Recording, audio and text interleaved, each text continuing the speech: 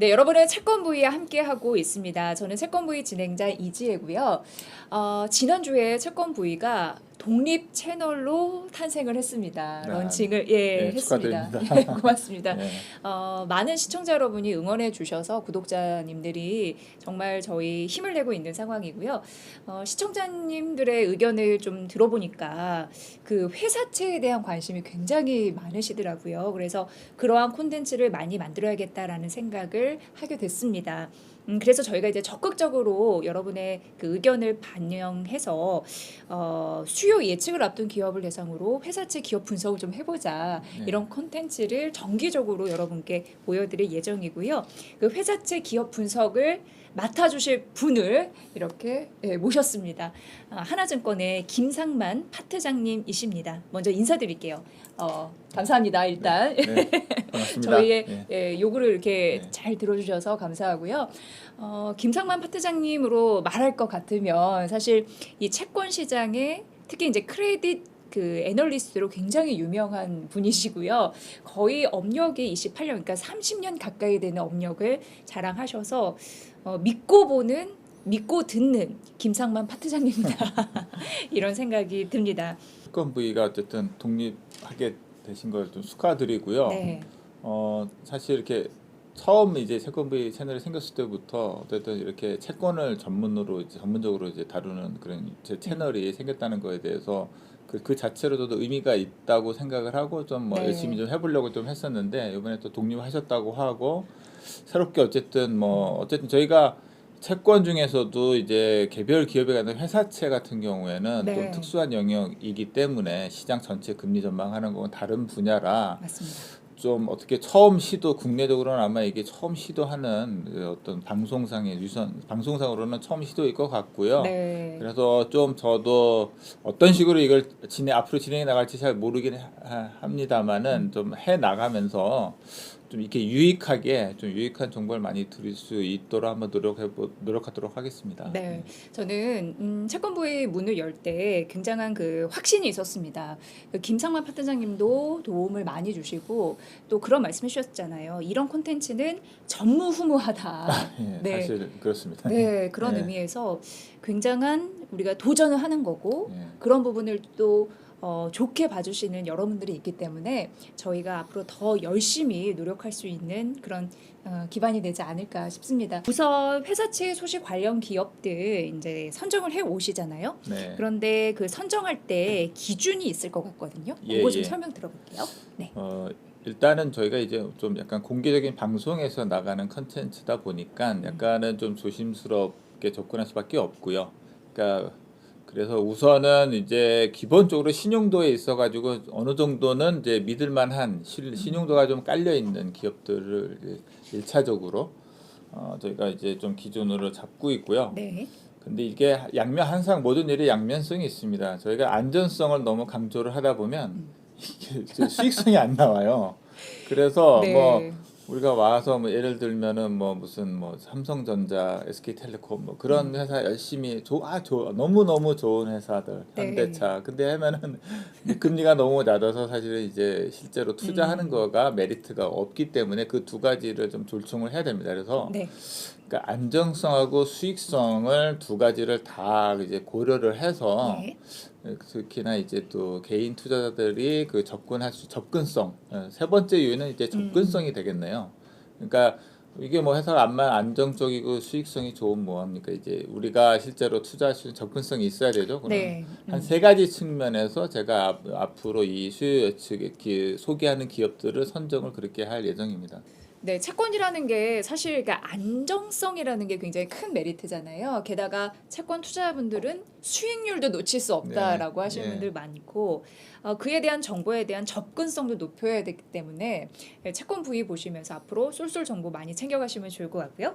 자, 그렇다면 오늘 기업은 어떤 기업을 선정을 하셨는지요? 예, 오늘 아무래도 첫 방송이기도 하고 하니까 좀 더 이제 좀 소프트하게 친숙한 기업 우리 일상에 이제 친숙한 기업입니다. 이제 통신 회사 중에 하나인데요. LG U+라고 여러분 잘 아실 겁니다. 오늘은 네. 다음 주 수요 예측이 예정되어 있는 LG U 음. 플러스를 준비해 왔습니다. 네. 그러니까 2통 3사 중에 네. 예, 이제 여러분에게 친숙한 LG U 네, 플러스 LG U 플러스. 예, 다음 주 발행이니까 얼마 남지 네, 않았습니다. 예. 굉장히 시적절하게 설명을 네. 해주실 거라고 생각이 되는데 그러니까 제가 알아본 바로는 16일 네, 예. 금요일이고요. 3년짜리 물이 800억 정도 그리고 5년이 700억 원 정도에서 총 1,500억 원 정도인데 이게 한 맥스로 최대로 한 3천억 원까지도 발행이 가능하다라고 네, 좀 네, 예상은 네, 되고 네, 있어서 요거는 이제 예정입니다. 예, 예, 그래서 요거는 좀 보시면 될 것 같고요. 네. 근데 이렇게 보면은 요즘 LG 계열사들이 굉장히 주목을 받고 있는 게 하트장님 너무 잘 아시겠지만 지난달 LG 헬로비전 같은 경우에 있잖아요. 네, 네. 그때 그 1,000억 원 규모의 수요 예측을 했는데 무려 거의 1조 가까이 들어왔잖아요. 9,500억 원 정도. 네. 그리고 앞선 저희가 채권 부위 콘텐츠에서 LG 그 에너지 솔루션도 다뤄드렸는데 지금 발행을 앞두고 있습니다. 5천억 원인데 최대 1조까지 증액이 가능하다라는 예상이 또 나오고 있어서 요즘 LG 그룹 계열사들 이 채권 발행 소식 좀 종종 들려오는 것 같습니다. 일단 뭐 특별하게 뭐 지금 LG 그룹 계열사들이 뭐 최근 들어서 뭐 채권을 더 많이 발행해야 뭐 그런 건 아니고 항상 네. 늘 꾸준히 이제 발행해 왔고요. 방금 LG 음. 헬로비전 말씀하셨는데 마침 또 이제 LG 헬로비전이 이제 LG U 플러스 이제 자회사입니다. 네. 또 연관성이 좀 있고 그러네요. 그래서 네. 일단 헬로비전도 이제 성공리에 좀 맞췄기 때문에 제가 보기에는 모회사인 뭐 U 플러스도 뭐 이렇게 큰 무리 없이 이제 잘 성공적으로 수요 어. 예측이 이제 진행되리라 그렇게 예상이 됩니다. 네. 네, 그렇다면 오늘 LG U 플러스 소개를 좀 들어볼게요. 채권 관련해서는 가장 중요한 정보는 이제 신용 등급입니다. 음. 근데 이 회사 같은 경우엔 이제 AA 제로 등급 전망 안정적이고요. 네. 이게 어느 정도의 등급인가를 저희 가늠해 보시려면은 이제 오른쪽에 표에 보시면 이제 신용 등급에 이제 쭉 그 위에서부터 아래부터 이제 아래까지 쉽게 말하면 뭐 이제 그 군대 등급처럼 트리플 A 제일 좋은 데부터 부도 맨 밑에 이제 D는 부도가 나면 D 등급이 되거든요. 네. 그래서 있는데 AA 제로 같은 경우에는 이제 위에서부터 하나, 둘, 세 번째에 해당할 정도로 상당히 이제 우량 등급에 속하고요. 안정적인. 상위 등급, 네. 안정적인 네. 상위 등급이고요. 그다음에 이제 요번 이제 그 평가 수익률이 있는데 이제 이 회사 3년 기준으로 했을 때 보통 LG 플러스가 채권이 시장에서 평가되는 이 수익률이 4.15%로 나옵니다. 근데 이제 이게 약간 오해하시면 안 되는 게 이거 주가하고는 좀 다르게 보셔야 되는데 주가는 매일매일 정가가 확실하게 딱 끝나지는데 네.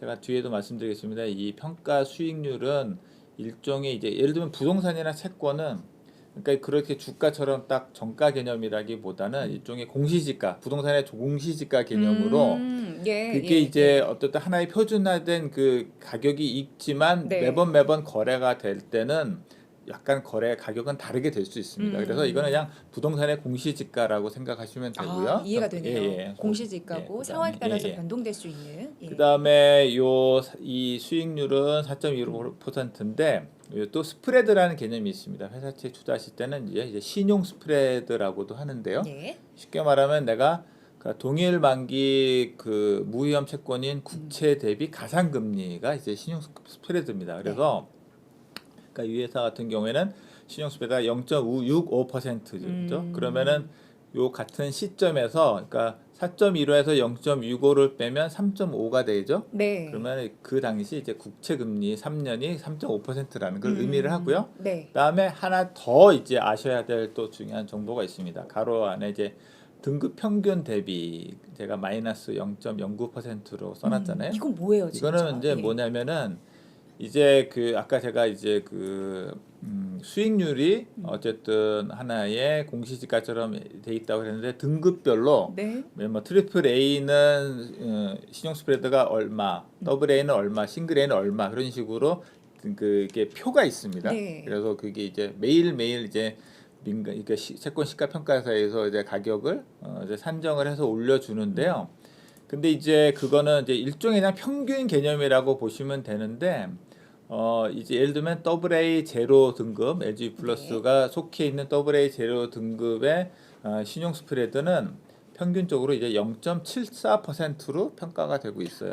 근데 네. 이제 평균은 0.74인데 이 회사는 0.65니까 0.09%만큼 더 낮게 스프레드가 낮게 평가가 되고 있다. 그러니까 채권이니까 더 낮게 평가가 되니까 가격이 더 비싸게 평가가 되고 있습니다. 그러니까 그만큼 프리미엄이 붙어서 할증 평가가 되고 있다라는 오. 의미로 그렇게 보시면 될 것 같습니다. 네. 그러니까 이제 0.65% 음. 같은 경우에는 동일 예. 만기라고 예, 동일 예, 만기라고 동일 만기 했으니까 대비해서 예, 네. 3년짜리 3년짜리 국채와 네, 맞습니다. 3년짜리 회사채를 비교한 네, 네, 거라고 맞습니다. 생각하면 예, 되는 예, 예, 거고 예, 가로 속에 마이너스 예. 0.09% 같은 경우에는 예. 지금 LG U 플러스가 더블 A 등급이기 예, 때문에 네. 예, 고 평균 평균 대비 대비 LG U 플러스와의 차이다. 네, 네, 이렇게 네. 보면 예, 되는 예, 거죠. 예, 맞습니다. 예, 알겠습니다. 그래서 네. 그리고 뭐 업종은 뭐 잘 아시다시피 통신 서비스, 그다음에 설립연도는 뭐 96년 뭐 상장이 돼 있고요. 예. 그다음에 주요 주주가 이제 LG 그룹은 이제 그러니까 지주회사 체계로 돼 있잖아요. 네. 이제 주 LG가 주요 이제 뭐 전자, 화학, 통신 사업자들 거느리고 있는데 주 LG 지주회사가 이제 일대 주주고 37.7%. 투자 난이도는 뭐 회사가 뭐 워낙 이제 안정적이고 뭐 잘 아시는 데니까 투자를 우리가 검토를 접근하실 때 난이도는 이제 되게 쉬운 종목이라고 볼 수 있습니다. 그렇게 네. 해서 한번 표시를 해봤습니다. 네. 네. 자, 그렇다면은 그 회사채에 접근하실 때 보니까 신용등은 굉장히 좀 중요해 보이는데 네. 그 등급에 관한 이해를 좀 네네. 해주셨으면 좋겠어요. 이해를 그러면 쉽게 할 수 예예예. 있도록. 그 오른쪽에 표가 있으니까 네. 이게 이제 보통 이게 뭐 국내 일반적으로 이게 국내 신용등급 체계고요. 이 표가 여기 보시는 표가 그다음에 해외도 무디스를 빼고 S&P나 피치도 이런 등급 체계를 좀 쓰고 있고요. 네. 그래서 뭐 일단은 이제 숫자가 많으면 같은 기호에서는 A에서는 A든 B든 숫자가 많으면 더 이제 좋은 거고 네. 각 등급별로 플러스 마이너스 이제 구분이 또 되고요. 예. 그런 식으로 이제 A, B, C 그렇게 내려가고 그게 이제 장기 등급 이제 왼쪽은 이제 회사채 같은 경우에는 이제 왼쪽에 그런 표시를 쓰고요. 오른쪽은 최근에 많이 들어보셨을 텐데 CP 기업업, 기업어음. 예, 단기. 네. 그러니까 단기는 이제 아, 1년 이내, 그러니까 네. 장기는 1년 이상이라고 보시면 되고요. 내가 이 회사를 평가를 했을 때 1년 이상 장기 기간에 대한 신용도를 평가한 결과 점수표가 이제 왼쪽 장기고 오른쪽 단기는 1년 미만이라고 보시면 됩니다. 그래서 네. 네, 뭐 CP 등급은 요게 이제 좀 이 장기 등급에 비해서 개수가 많지는 않습니다. 그래서 예를 들어서 이제 단기 등급 A1 제일 높은 A1 등급을 기준으로 보시면은 이게 한 AA 마이너 정도까지가 거의 그냥 같은. 왜냐하면 이제 단기는 상대적으로 위험이 좀 적고 하니까 네. 이게 신용도가 아주 높은 거하고 적은 이제 그보다 약간 안 좋은 데하고 사실 단기적으로 보면 별 차이가 없다. 그렇게 이해를 하실 수 있을 것 같습니다. 그리고 또 중요한 포인트 중에 하나는 이제 투자 등급과 투기 등급의 구분인데요. 네. 예, 예. 표시가 되어 네, 예. 있네요. 예. 제가 이렇게 표시를 해놨는데 네. 그래서 이제 그러니까 장기 기준으로 했을 때 트리플 B 마이너스까지를 투자 보통 적격 등급이라고 하고요. 그다음에 그거보다 낮은 등급 BB 플러스 이하를 이제 투기 등급이라 그래서 이거는 이제 보통 채권 시장에서는 투기 등급은 뭐 하이힐드라고 또 그렇게 부르기도 합니다. 네, 하이힐드. 그래서 그 표시 보면은 네. HY 예, 예, 이렇게 되어 예. 있는 거 투기 그게 등급이라고 그게 이제 보시면 돼요. 투기 등급입니다. 그래서 그러니까 근데 요거를 좀 보면은 근데 물론 이게 어쨌든 뭐 구분을 하긴 해야 되니까 네. 이제 신용평가사 입장에서 어떻게 보면 투자 등급의 의미를 그래도 뭐 큰 걱정 없이 투자할 만한 일반적인 그러니까 우리가 일반적인 상황에서는 네. 그냥 큰 걱정 없이 투자할 만한 등급이라고 보시면 될 것 같고 예. 그다음에 투기 등급은 좀 상대적인 위험성은 좀 높다. 그러니까 상황 여러 가지 뭐 거시 경제 상황이라든가 그런 이제 환경 변화에 대해서 상대적으로는 조금 이제 취약할 수 있다라는 그런 정도로 구분이 되는데 실제로 뭐 투기 등급이라고 해서 우리가 뭐 투자를 아예 안 하거나 뭐 꼭 그럴 것도 아니고 또 투자 등급이라고 해서 또 경우에 따라서는 고평가돼 있을 수도 그렇죠. 있으니까 네. 또 그런 부분들은 잘 또 가려야 되고 그런 측면이 있습니다. 네. 저희가 이번 주말에 그 이혁준 나이스 심평 본부장님의 콘텐츠를 공개할 예정이에요. 아, 사실 네. 이거를 지난 2월에 저희가 아, 찍었거든요. 예, 아, 네, 예, 예. 다시 한번 좀 편집해서 네, 네, 올려드릴 예정이니까 네. 이거 좀 참고해 보시면 도움이 되실 것 같습니다. 네. 자, 그리고 여기서 잠깐 저희가 이제 좀 말씀드릴 게 있는데 이게 좀 궁금한 부분이 있어서 네. 파트장님께 좀 여쭤볼게요. 그 저희가 왜 회사채 소식을 알려고 기사를 검색해 보면 이런 네. 문장이 있어요. 뭐냐면 네. 민평 금리보다 예, 예. 15에서 20bp 낮은 언더 발행으로 네. 이런 표현이 있거든요. 예, 예. 근데 이거 이해하기가 어렵습니다 하신 분들 계시거든요. 네, 네. 좀 설명 예, 좀 예. 쉽게 그러니까 부탁드립니다. 방금 말씀하신 네. 민평이라는 게 제가 방금 말씀드린 그 고시 기준 금리, 아, 공시지가. 공시지가 네, 그 부동산으로 개념으로 말하면 보시면 되고요. 아, 예. 그래서 이제 보시면은 이제 LG 플러스가 이 그 민평 스프레드가 0.65%입니다. 근데 이제 보통 수요 예측을 할 때는요, 그 발행하는 회사가 그러면 이제 0.65% 대비해서 네. 플러스 마이너스 이제 어느 정도 밴드를 줘요. 가격 음. 밴드를. 네. 그래서 뭐 예를 들면 보통 많이 하는 게 이제 플러스 마이너스 30bp 아, 밴드를 보통? 줍니다. 예. 예, 민평 대비해서. 그러면 뭐 지금 LG 플러스 기준에서 0.65에서 30을 빼면 0.35에서 0.95 밴드. 그러니까 이게 저희가 입찰 방식이니까 수요 예측은 아, 그러니까 0.35에서 0.95 사이에 만약에 내가 채권을 이제 사고 싶은 사람, 청약을 넣고 싶은 사람은 예. 거기서 이제 그 가격을 써내는 이제 내서 낮게 이제 채권이니까 낮게 써내는 순서로 이제 체결이 되는 거거든요. 네. 근데 아까 이제 민평 대비 언더 뭐 이제 그런 얘기는 언더 예, 예. 발행. 예. 그러니까 요 민평 대비해서 낮게 이제 형성이 되면 언더라 그러고요. 그다음에 위로 되면 오버라 그러는데 예. 그 기사에서 보면은 이제 예를 들면 이제 LG 플러스 같은 경우에 뭐 어쨌든 뭐 이렇게 신용도가 좋고 예. 이제 수요가들이 많이 이렇게 선호해서 강하게 입찰을 들어올 수 있으니까 예를 들면 뭐 0.65에서 뭐 한 0 그러니까 그 뭐 0.15%나 0.2% 낮게 뭐 한 아. 예를 들면 0.45나 0.5% 정도의 결국 낙찰이 가격이 될 수 있을 것 같다라는 이제 그런 의미로 네. 해석을 하시면 됩니다. 아, 그 가기 전에 네. 그 민평 테이블 네네. 그걸 또 준비해 주셨다고 아, 하는데 예, 예. 그래서 예. 사실 이게 앞으로 채권 투자하실 때 이제 민평 얘기를 많이 들으실 거예요. 민평. 도대체 민평이 뭐냐? 그래서 그러니까 그거는 이제 그냥 민간 시가 평가사의 아. 평가 테이블. 네. 그렇게 해서 제가 아까 말씀드렸듯이 고시금리 일종의 이제 공시지가 개념이라고 보시면 되고요. 네.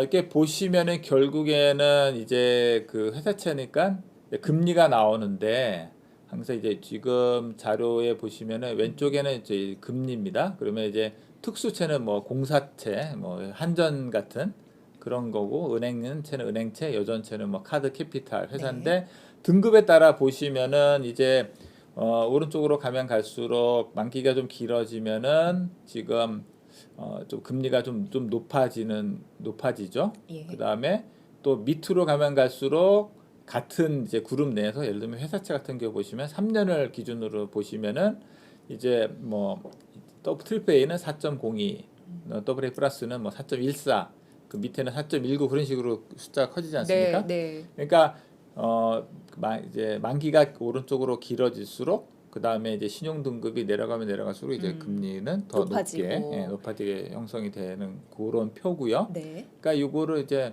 매일매일 그거를 이제 이게 왜냐면 이제 맨 위에 기준이 되는 게 국채잖아요. 국채 금리 보시면 여기 표에도 있으면 1년, 2년, 이제 10년 있는데 금리가 매일 바뀌니까 네. 금리하고 그 다음에 이제 그 신용 스프레드도 조금씩 매일 바뀝니다. 그렇군요, 그러니까 이게. 그래서 이제 오른쪽 신용 스프레드는 이쪽에 이제 밑에 있는 표에서 국채 금리를 뺀 값이라고 보시면 되고요. 그죠? 그래서 이제 예를 들면 AA 제로 같은 경우 이제 최근 기준으로 금리는 4.19인데 그날 국채 금리 3년이 3.44로 끝났으니까 예. 4.19 마이너스 3.44는 74.3 오른쪽에 여기 네. 딱 그렇게 이제 보시면 됩니다. 그래서 요게 이제 아까 제가 방금 말씀드렸을 때 이제 LG 플러스는 60 그리고 그 요거 하나 더 말씀드려야 되는데 채권에서 신용 스프레드는 제가 BP라고 이렇게 여기 써놨잖아요. 네. BP는 뭐냐면 그러니까 100분의 1%라고 보시면 됩니다. 이제 네. 채권은 단위가 소수점으로 많이 가다 보니까 몇 프로 예를 들면 0.0 몇 %라고 하면 이제 말하기 힘들잖아요. 예. 그래서 그냥 이제 그냥 1BP BP 그래서 이렇게, 그래서 보통 이거를 그냥 퍼센트로 환산하시려면 100으로 나누시면 됩니다. 네. 그래서 4.3bp라고 하면 0.74%고요. 네. 아까 이제 제가 그 LGU 플러스는 이제 그 65bp였잖아요. 그러면 이제 AA 제로가 평균적으로 74인데 LGU 플러스는 65에 평가가 돼 있으니까 그만큼 할증 평가돼 있다. 그렇게 이해하시면 될 것 같습니다. 네, 알겠습니다. 자, LGU 플러스의 키포인트 가보도록 하겠습니다. 예. 그래서 이게 어떻게 보면은 그 투자 판단했을 때 굉장히 중요한 기준점이 될 수 있는 거죠. 예. 뭐 우선 뭐 회사에 대해서 아까 계에서 말씀드렸는데 일단 뭐 LG 계열의 이제 종합통신 사업자죠. 이제 그 과거에는 이제 뭐 통신 서비스가 뭐 유선, 무선, 초고속 인터넷, 뭐 인터넷 TV 등등 다양하게 이제 완전히 그 춘추 전국 시대였거든요. 근데 이제 결국 지금은 이제 그 통신 3사가 이제 삼국지 다 통일을 해갖고 이제 삼국지가 지금 뭐 그 벌어지고 있는 이제 삼국 간의 그런 이제 영토 빼앗기 그래서 다 통합이 됐어요. 그러니까 여기도 원래는 이제 태생은 LG텔레콤 이제 그 무선 전화 그걸로 시작을 했다가 여러 가지 이제 뭐 데이콤이라든가 뭐 파워콤 네. 여러 가지 계열사들 뭐 인수하고 합병하고 해가지고 지금은 종합통신사가 됐고요. 시장 지위는 뭐 무선 쪽에 이제 3위, 뭐 초고속 인터넷도 3등, 뭐 IPT 부분도 3등. 이제 뭐 어떻게 보면 뭐 만년 3등인데 어차피 왜냐면 이통 3사 중에 3사 중에 3위니까 어떻게 약간 보면 좀 안 좋게 말하면 만년 예. 꼴등인데 어떻게 보면 살아남은 최강자 중에 이제 3등이니까 뭐 그거는 3등이라고 해서 네. 세계 중에 3등이라고 해서 우리가 얘는 상대적으로 좀 경쟁력이 떨어지는 그렇게 보실 건 아닌 것 같습니다. 네. 잘 버티는 사람이 또 그렇죠. 예, 강할 수 있는 예, 거고. 예. 예. 그렇습니다. 그렇죠. 결과적으로 지금 살아남아서 3등을 네. 유지하고 있는 거고 네. 뒤에 또 그리고 여기서 또 말씀을 드릴게요. 그리고 이제 만년 3등 하다가 또 분야별로 최근에 요걸 말씀을 드리면 요거 최근에 이제 그 무선 전화 사업에서 보면 지금 여러분들이 보시면은 LTE로 이렇게 그 가입되신 분도 있고 5G, 5G도 있잖아요. 네. 약간 혼재돼 있잖아요.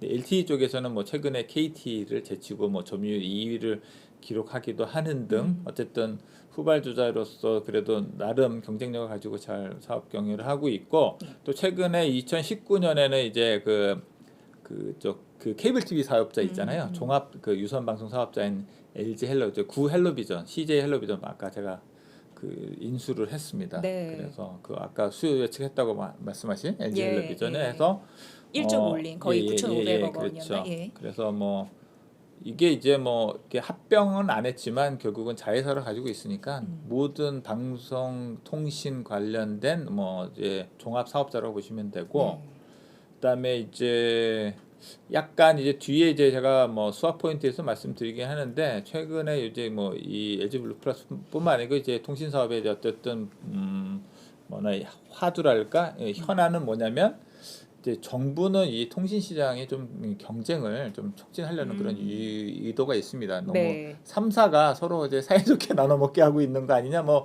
그렇게 생각하실 수 있으니까 그래서 아시다시피 뭐 알뜰폰 같은 것도 또 많이 좀 이렇게 풀어줬잖아요. 네, 사업 인가를 내줬고 그다음에 주파수 할당이라든가 좀 신규 사업자가 좀 진입이 해서 경쟁이 좀 심화될 수도 있지 않을까라는 뭐 그런 것들이 지금 최근에 가장 현안입니다. 지금 이제 공격적으로 신사업을 추진하고는 있는 상황인데 네. 과연 그런 부분에서 네. 또 어떤 또 포인트를 찾을 수 있을지는 지속적으로 좀 보셔야 될 것 같고요. 그렇다면은 LG U 플러스는 재무 구조는 탄탄한지 궁금한데요. 네네. 네. 결국에는 이제 저희가 이제 그 회사 치수하실 때 결국에는 이제 그 정량적인 부분들 하고 그다음에 정성적인 그러니까 정량은 이제 재무적인 성과 그러니까 이제 뭐 이제 그쪽 입시 그런 걸로 하면은 얘는 이제 그 내신 점수가 내신 점수, 제 네, 재무 네. 지표라고 기업의 했습니다. 내신 기업의 점수. 내신. 예. 근데 이제 채권 투자할 때도 이 재무제표 보는 거 굉장히 네. 중요하죠. 아, 그렇죠. 네. 그리고 그래서 제가 오늘 이거 다 상세하게 설명 안 드릴 거고요. 음. 재무지표를 이제 계속 할 거니까 네. 그때 필요한 거 조금씩 설명을 드리도록 하겠습니다. 네. 그래서 이제 오늘은 뭐만 보면 되는 건가요? 오늘은 뭐 우선 저희가 가장 어떤 것들을 많이 보는지에 대한 설명만 좀 드리도록 할게요. 네. 그리고 이 숫자는 이렇게 또 보시면은 그리고 그거를 이제 잠깐 좀 말씀드리면 음. 저희가 이제 기업을 이제 그 정량적으로 볼 때 이제 중요하게 보는 포인트 하나가 일단 외형입니다. 외형. 이제 회사의 사이즈. 그러니까 회사가 그만큼 이제 규모가 크다는 거는 어쨌든 간에 뭔가 그동안 성장을 해왔다는 그렇죠. 얘기거든요. 네. 그래서 총 자산 규모를 일단은 보게 되고요. 그게 이제 예. 외형을 그렇죠. 드러내는 예, 하나의 가장 지표라고 단적인, 보시면 되는 거고요. 총 네. 자산이나 이제 매출액, 그렇죠? 매출액. 그리고 네. 이제 그냥 말씀드린 김에 같이 말씀을 드리면 그래 총 자산하고 매출액을 이제 같이 보고 그 밑에 보시면은 그 총 자산 회전율이라는 게 있잖아요. 네. 배수. 그거는 이제 매출을 자산으로 나눈 겁니다. 아, 그러면은 예. 이제 이런 의미가 있는 거죠. 내가 외형을 이렇게 자산을 많이 키웠는데 그거에 걸맞는 매출을 일으키고 있느냐. 내가 이제 투자는 많이 해놓고 거기서 매출로 연결이 안 되면 의미가 네. 없잖아요. 그렇죠. 빚쟁이죠, 그래서, 빚쟁이. 예. 그래서 그 지표를 마저 같이 봅니다. 음. 자산 규모하고 네. 매출. 그다음에 일단은 뭐 외형이 중요하고요. 그다음에 이제 또 저희가 이제 채권 투자니까 네. 회사가 그러면 이제 외형을 키우는 과정에서 빚을 얼마나 썼는가, 그렇죠. 총차익금 예. 그걸 좀 많이 봐야 됩니다. 그거 네. 중요합니다. 총차익금. 총차익금? 그래서 네. 두 번째 또 네, 딱 네, 위치를 두 하고 번째 돼 있는 있고. 중요하니까. 예. 그리고 또 차익금은 음. 이게 차익금의 절대 규모도 중요하지만 결국은 상대적으로 총 자산 대비해서 어느 정도가 되느냐. 그게 맨 밑에 있는 차익금 의존도입니다. 이거는 네. 총 차익금을 총 자산으로 나눈 겁니다. 그래서 회사 같은 경우에는 뭐 지금 차익 의존도가 한 35% 돼서 등급에 비해서는 좀 높은 편이긴 한데 통신사들은 좀 약간 그런 특성이 있어요. 네. 이제 그건 뒤에서 좀 말씀을 드릴게요. 그때 매출액 말씀드렸죠. 그다음에 봐야 되는 게 이제 결국 수익성입니다. 그 회사가 돈을 얼마나 사업을 해서 돈을 잘 버느냐. 근데 수익성을 제일 이제 저희 중요하게 보는 게 영업 이익이고요. 그렇죠. 네. 그다음에 이거는 주가를 계산할 때도 영업이익은 네. 실적 시즌이 굉장히 중요하잖아요. 네네네, 그렇죠. 예, 네, 전년 이거는 동기 대비 얼마나 늘었는지 그렇죠. 감소했는지. 주가를 볼 때는 제일 중요한 게 뭐 이익이고 그다음에 네. 근데 또 이제 채권에서는 이익보다 더 중요하게 보는 게 이제 현금 흐름입니다. 그 순현금 예, 흐름 밑에 있는 현금. 거고요. 채권에서는 더 중요하다고요. 더 중요합니다. 예, 그러니까 이게 이제 그 이익을 단순하게 회계적으로 이익을 하다 보면 실질적으로 내가 현금 수입이 없는데 회계적으로 예. 이익이 잡히는 경우가 있거든요. 아. 그래서 재무제표상에서 내가 이제 그 뭐 대차대조표, 뭐 손익계산서 그다음에 현금 흐름표가 있는데 그래서 현금 흐름표를 보는 이유가 네. 실질적으로 내가 내 손에 쥐게 되는 현금 기준으로 이익을 계산을 해낸 거거든요. 네. 그래서 순현금 흐름을 봐야 됩니다. 그래서 내가 흑자 도산을 이게 흑자를 내고 있다 하더라도 이게 정말 내 손에 쥐게 되는 현금이 부족해서 흑자 도산하는 경우가 옛날 IMF 시절에 있었기 때문에 그래서 현금 흐름을 이제 보셔야 되고요. 기업이 현재 돈주머니에 네. 돈이 있는지, 그러니까 네네. 어떻게 보면 기업의 유동성이라고 볼 수도 그렇죠. 있는 거죠. 유동성이면 정확하게 말씀하셨어요. 네, 그 부분이 중요하다. 예. 그다음에 이제 이자 보상 비율이라고 있어요. 이거는 뭐냐면 그 금융 이자 비용, 이자 비용하고 영업이익 나누기 이 금융 비용, 이자 비용입니다. 그래서 금융 비용을 예, 기업에서 쓴 거, 빌린 거, 뭐 그런 예, 건가요? 예, 그렇죠. 그러니까 아니요. 그러니까 이자 비용을 그냥 내가 지출한 거. 그러니까 이자 비용으로 내가 네. 뭐 회사 채권자나 아니면 은행 대출 받은 거에다가 이자 네. 낸 거. 아, 그래서 예. 내가 만든 영업이익으로 몇 번 이제 이자를 갚을 수 있냐. 그래서 뭐 예를 들면 HB 플러스 작년 같은 경우에 6배 정도죠. 네. 그러면은 내가 충분히 예. 이자 비용 감당하고도 다른 데 쓸 돈이 충분히 남아 있고. 그건 뭐 기준이 있는 거예요? 6배니까. 그래서 이제 뭐 몇 배. 저 좋은 질문이신데요. 갑자기 그냥 수긍하기에는 네. 약간 이해가 부족해서 그 부분을 좀 근데 들었으면 이제 좋겠어요. 뭐 이거는 크면 클수록 좋은데 이 숫자는 이자 보상 비율은 근데 이제 저희가 이제 신용 평가 관점에서는 일단은 어느 정도 마지노선은 1배입니다. 왜냐면 내가 적어도 1배는 돼야지 내가 이 그러니까 이자를 빚내서 이자 갚는다는 얘기 하잖아요. 네네네네. 이자들 돈도 없어서. 네네. 그러니까 그게 이자를 내기 위해서 예, 다시 예. 돈을 그렇죠. 빌리는 상황이 일단 예. 그 상황이 안 되려면 최소 1배는 돼야겠죠. 음. 물론 근데 다른 데 쓰는 비용도 물론 감안돼야 되겠지만 예. 그건 또 이제 영업의 수익에서 또 어느 정도 벌 수 있는 것도 가능성도 있고 하니까 네. 그거는 이제 또 케이스별로 다 다르니까 그렇죠. 예. 일단은 저희가 마지노선은 1배라고 보시면 됩니다. 알겠습니다. 일단은 네. 1배 기억하시면 되고요. 네. 그다음에 영업이익률 이거는 뭐 이제 영업이익 나누기 매출액입니다. 음. 수익성 이거는 뭐 쉽게 그다음에 부채 비율 부채 비율은 이제 내가 총 부채 나누기 총 자본입니다. 예, 자본을 그래서 부채로. 그래서 부채 비율 그래서 부채 비율도 이제 되게 중요한 분데 옛날에 뭐 해서 결국에는 내가 그러니까 내 자본 대비해서 차입금 부채는 일반 뭐 차입 그러니까 뭐 대출이나 채권도 있지만 네. 영업 관련해서 내가 이제 미지급금 그런 거 이제 외상으로 사온 거 네. 그런 것도 부채로 잡히거든요. 예. 어쨌든 외상한 것도 예, 빚낸 거니까. 예, 그것도 예, 빚이니까 예, 예. 그런데 부채 비율이 되게 중요하게 되니까 부채 나누기 자본인데 요거는 기준은 이제 한 200%로 보시면 됩니다. 200%요? 두 배. 그러니까 내 자본보다 부채가 2배 이내가 어느 정도 어떤 기준점으로 그거보다 더 높으면은 좀 안 좀 좋은 문제가 거고 있다라고 안 좋은 생각하면 거고 되고, 예. 그보다 좀 낮으면은 어쨌든 좀 낮으면 낮을수록 좋은 거고 네. 그다음에 이제 총자산 회전율은 말씀드렸고 차이부전도 말씀드렸어요. 그래서 네. 뭐 회사는 특별하게 그 재무 지표상에 특이사항이 없기 때문에 자세한 말씀은 오늘은 안 드릴게요. 근데 예. 뭐 나중에 좀 약간 요런 측면에 있어가지고 약간 좀 이렇게 챌린징한 기업이 나오면 그때 그렇죠. 좀 상세한 설명을 드리도록 하겠습니다. 콕 집어서 좀 부탁드립니다. 예, 예, 네. 예. 여러분들 이 핵심 재무제표를 맨 처음에 보면은 뭐 정신 없어서 네. 한눈에 들어오기 네, 예, 좀 예. 어려운 이건 게 차차 사실입니다. 보시다 보면 네. 조금씩 이제 네, 근데 채권부에서 김상만 파트장님을 여러분 이제 만나셨으니까 이런 거 하나 둘씩 배워 나가면 나중에는 일부러 더 찾아서 보실 거예요 아마 궁금하셔서 네. 그런 날이 빨리 오기를 바라겠습니다.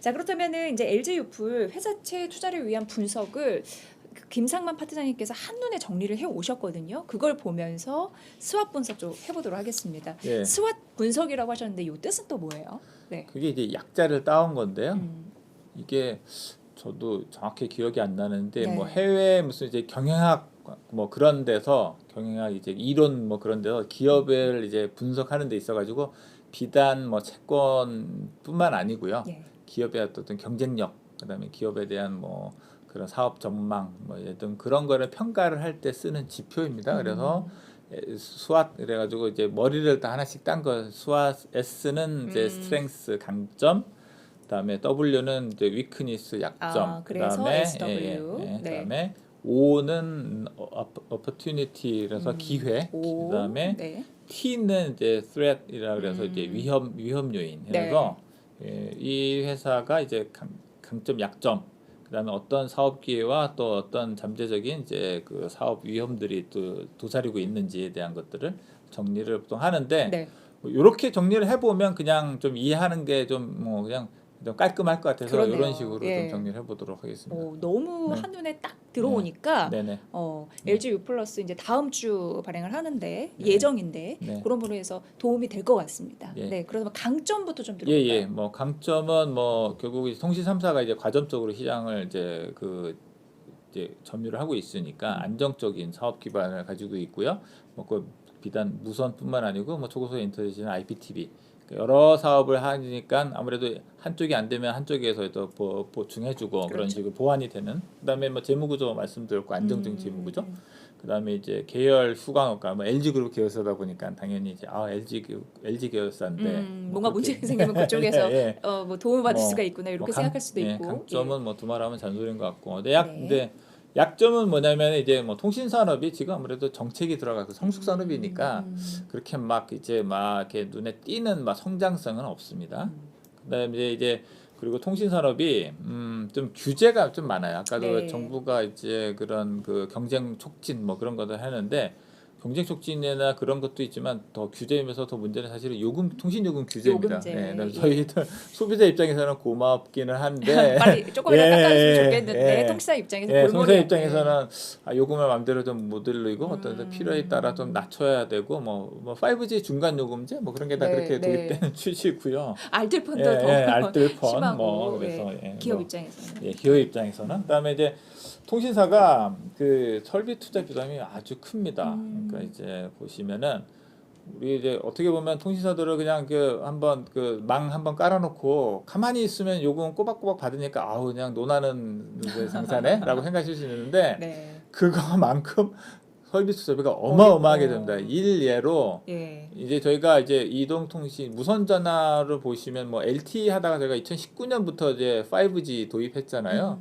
19년부터 9, 10, 12, 12, 한 4년 동안 네. 통신 3사가 5G 관련된 이제 통신망 구축하는데 한 30조 원 투자. 30조 원이네요. 예, 예. 이통 3사가. 예, 이통 3사가. 야, 그러니까 엄청난 어마어마합니다, 거네. 이게. 네. 그래서 논하는 장사는 절대 예. 아니네요. 그다음에 이제 기회 요인은 이제 이 회사 같은 경우에는 아까도 말씀드렸듯이 만년 3등이긴 한데 그래도 그 점유율이 이제 이동통 무선 통신에서 네. 조금 이제 그 점유율이 그래도 조금씩 올라오고 있어요. 네. 그래서 뭐 그거는 잘하고 있는 3등. 그다음에 뭐 최근에는 여러 가지 저희가 뭐 이제 그런 뭐 이런 그 홈 이제 집에서 이렇게 그 극장 뭐 그런 거 집에서 여러 가지 뭐 영화도 많이 보고 그런 IPTV 같은 새로운 네. 사업 그런 게 극장 실적이 수요가 좀, 예. 줄어들 수 있는 예, 원인이 예, 바로 예, 여기 예, 있지 그렇죠. 않습니까? 예. 그런 신사업 네. 뭐 이제 호조가 되고 있고 그다음에 이제 LG 헬로비전, CJ 헬로비전 인수를 해서 또 외형 성장을 좀 해서 어쨌든 이거하고 저를 연계를 하면 결국 뭐 요즘 제가 뭐 그거 잘 안 봐서 모르는데 뭐 티빙이나 뭐 이제 그런 식으로 이제 그렇죠. 그 다 연계해서 네, 통신 네. 서비스 그 저희가 그 저기 그 보면 그 가입하실 때 항상 그 번들링 그 결합 요금제 많이 쓰시잖아요. 네, 네, 이게 뭐 네. 집에서 전화하고 뭐 이제 인터넷 그다음에 뭐 이제 인터넷 TV 그다음에 초고속 인터넷 뭐 그런 식으로 같이 연결해가지고 예, 가족까지도 예, 묶어놓고 왜 묶어서 그런 거 하는 있습니다. 그런 예. 것들이 좀 기회가 될 수 있을 것 같고 위협 요인은 이제 마지막으로 결국 이제 정부의 아까 말씀드린 요금 규제 그런 것들은 항상 있는 거고 네. 그다음에 이제 정부가 이제 통신사로 이제 경쟁 촉진 뭐 이렇게 해서 최근에 이제 알뜰법 환송되고 또 하나 최근에 이제 이슈는 뭐냐면 제사 이동 통신이 뭐 이제 들어보셨을 거예요. 네. 그러니까 이거는 그러니까 이제 무선 무선 통신 사업자제를 하나 더 추가를 하는데 정부가 새롭게 주파수를 이제 경매를 해서 할당을 해서 하는데 만약에 이제 제사의 사업자가 만약에 선정이 되면 일단 여기는 이제 3등이니까 아무래도 좀 많이 상대적으로 더 위협적이겠죠. 그렇죠. 그러니까 4등이 이렇게 예, 들어온다는 4등이 거잖아요. 만약에 예. 들어오게 뒤에서 되면은 막 열심히 쫓아오고 있으면. 그렇죠. 그게 좀 위험했는데 사실 이 부분도 뭐 여러 가지 우리 저희가 좀뭐 확인해볼 사안이 많습니다. 그래서 왜 그러냐면은 지금 정부가 어쨌든 간에 좀 더 경쟁 촉진을 위해서 제사 이동통신 사업자를 선정을 하려고는 하시는데 여러 가지 또 이슈가 좀 많이 있더라고요. 제가 보니까 이게 이제 그 만약에 제사 이동통신사가 들어오게 되면 주파수 대역을 좀 이제 상당히 이제 빠른 대역대를 이제 정부에서 매각을 해서 예. 그 망을 이제 주파수를 써야 되는데 신규 진입자가 그게 망 대가가 되게 좀 가격이 비싸다고 해서 네. 그래서 내가 만약에 이제 사업권을 이제 받았다 하더라도 사업하면서 이제 최소한 수익성을 맞출 수 있을지가 좀 약간 애매할 수 있는 약간 이제 주저할 수 있는 요인이 된다고 그래요. 그래서 뭐 그거는 모르겠습니다. 이제 좀 지켜봐야 됐는데 그러니까 이게 뭐 정부에서 이게 뭐 이렇게 의지가 있다고 해서 바로 선정되는 건 아니니까. 네, 네. 그리고 어쨌든 이게 들어오는 대로 또 거기에 따라 하는데 어쨌든 이게 뭐 회사로서는 하나의 새로운 새로운 경제대가 나타날 수 있는 거니까 그거는 뭐 좀 주시할 필요는 있을 것 같습니다. 그렇네요. 네. 사실 통신 기업이 버는 만큼 투자를 해야 살아남을 수 있다고 했는데 네네. 4등 같은 경우에도 네. 만약에 번 돈이 그렇게 시원치 네. 않으면 그만큼 적극적으로 투자하기는 네. 어렵고 그 망을 확보하기 위해서 그렇죠. 4등은 들어오면서부터 큰 돈을 이제 선투입을 하고 들어와야 돼요. 그러니까 네. 기존의 자본력이 충분한 사업자가 아니면 일단 들어오는 것 자체가 어렵습니다. 그래서 파 팀장님이 아까 네. 통신사는 기본적으로 차익근 의존도가 높다고 네, 네, 했는데 네, 그렇죠. 그런 예, 예. 맥락인 거죠. 그런 배경에 이제 깔려 있습니다. 네, 이렇게 오늘 이 통사 특히 이제 LG U+의 회사채 기업 분석에 대해서 말씀해 주셨고 다음 주 이제 예정이 되어 있는 건데 그래도 이제 원활하게 될 거라고는 생각을 하시는 거죠. 네. 저는 아주 불티나게 잘 될 것 같습니다. 아 진짜요? 네. LG 근데 U+이? 예. 근데 이제 그 이거 약간 농담 비슷하게 그냥 네. 첫 방송이니까 LG 플러스를 빨리 한번 발음해 보시겠어요? LG U+. 네. LG LG 플러스. LG 플러스. 네. LG에 불났어. 아 LG 불났어. 제가 또 그 센스를 센스 없게 못 알아차리고 LG 예. 불났어. LG 불났어. LG 불났어. LG 과연 그래서 채권 다음 시장 주도 네, 불티나게 네. 아마 잘 네. 되지 않을까? 네. 그렇게 예상을. 지금 이상호 드리겠습니다. PD님이 좀 네. 어제 좀 체해서 몸 상태 굉장히 안 좋았거든요. 그래서 네. 막 이렇게 있다가 LG 불났어 하니까 갑자기 깼어요. 아마 방송 보시는 분들도 네, 네. 여기까지 보셨으면 네, 네. 이게 머리에 딱 각인이 됐을 것 같습니다. 저희 썸네일은 정해졌습니다. LG 네, 네. 불났어. 네, 네 여러분들 잘 보시면 좋을 것 같아요. 네. 오늘 그 첫 번째로 전무후무한 저희 채권 콘텐츠 특히 회사채 기업 분석에 대해서 김상만 파트장님이 이제 해주시기로 한 그 첫날 이렇게 마무리해봤는데 정말 앞으로 더 기대가 되는 바입니다. 네. 오늘은 그 LG U+, LG 불났어. 네. 과연 이제 다음 주 어떻게 이제 열리고 결과가 네. 이제 발표될 거고 또 다른 기업 이제 기대가 돼요. 그래서 예, 조목조목 예. 잘 짚어주셨으면 좋겠습니다. 네, 알겠습니다. 이런 썸네일도 미리 좀 가져와 주시면은 저희가 공유를 잘하겠습니다. 예, 예, 예. 저 믿고 보는 김상만 파트장님과 함께해서 오늘 좋았고요. 다음번도 네. 또 잘 부탁드리겠습니다. 네네. 네, 고맙습니다. 감사합니다.